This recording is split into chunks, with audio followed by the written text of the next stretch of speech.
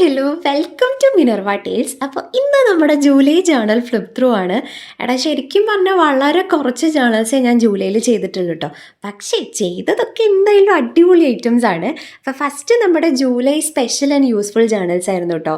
അത് ആകെ 2 pastel brush Pence വെച്ചിട്ടാണ് ഞാൻ മൊത്തം ചെയ്തിട്ടുള്ളത്. പിന്നെ അതിൻ്റെ മെയിൻ ക്യാരക്ടർ എന്ന് പറയുന്നത് നമ്മുടെ കവായി സ്റ്റിക്കേഴ്സ് ആയിരുന്നു. എടാ വേറെ എവിടെയും ഐഡിയാസ് ഒന്നും റെഫർ ചെയ്യാതെ എൻ്റെ സ്വന്തം തലയിലുള്ള ഐഡിയാസ് വെച്ചിട്ടാണ് കേട്ടോ ഇത്രയും ചെയ്തത്. നല്ല ഭംഗിയുള്ള സംഭവങ്ങളായിരുന്നു.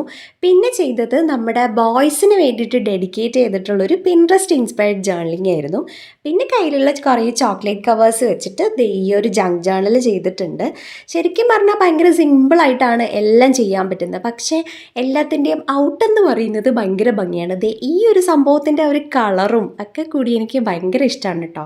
പിന്നെ ജൂലൈയിലെ ബർത്ത്ഡേ വിഷസ് പറഞ്ഞിട്ടൊരു ജേർണൽ ചെയ്തിട്ടുണ്ടായിരുന്നു. ജൂണിൽ പെൻഡിങ് ഉണ്ടായിട്ടുള്ള ബർത്ത്ഡേ വിഷസ് വെച്ചിട്ട് ചെയ്തതായിരുന്നു അത്. പിന്നെ നമ്മുടെ ക്യാപിബറ സ്റ്റിക്കേഴ്സ് വെച്ചിട്ട് ഒരു കവായി തീം ജേർണലിങ് ചെയ്തിട്ടുണ്ടായിരുന്നു. ഇനി നെക്സ്റ്റ് നമ്മുടെ മിനി ജേർണൽ അല്ലെങ്കിൽ പോക്കറ്റ് ജേർണൽ നോക്കുകയാണെങ്കിൽ ഇത് കണ്ടോടാ നല്ല വലുതായിട്ടുണ്ട് നമ്മുടെ ബുക്ക്. അതിനകത്ത് ഇപ്പോൾ ജേർണൽ ചെയ്യാൻ ഭയങ്കര പാടാണ് കേട്ടോ. എന്തായാലും ക്രിസ്പല്ലയുടെ ആ സംഭവം എനിക്ക് ഭയങ്കര ഇഷ്ടമാണ്, എൻ്റെ ഫേവറേറ്റ് ആണ് ഈ മാസത്തെ.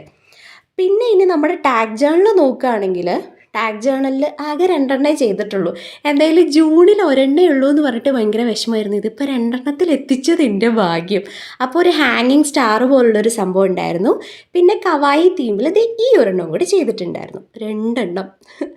പിന്നെ നെക്സ്റ്റ് നമ്മുടെ മെമ്മറി ജേർണലിങ് വേറൊന്നും ചെയ്തില്ല. ശരിക്കും പറഞ്ഞാൽ നമ്മുടെ വിൻറ്റേജ് ജേർണലൊക്കെ ഞാനിപ്പോൾ കൈകൊണ്ട് പോലും തൊടാറില്ല. അപ്പോൾ എന്തായാലും അത്രയേ ഉള്ളൂ. Bye bye.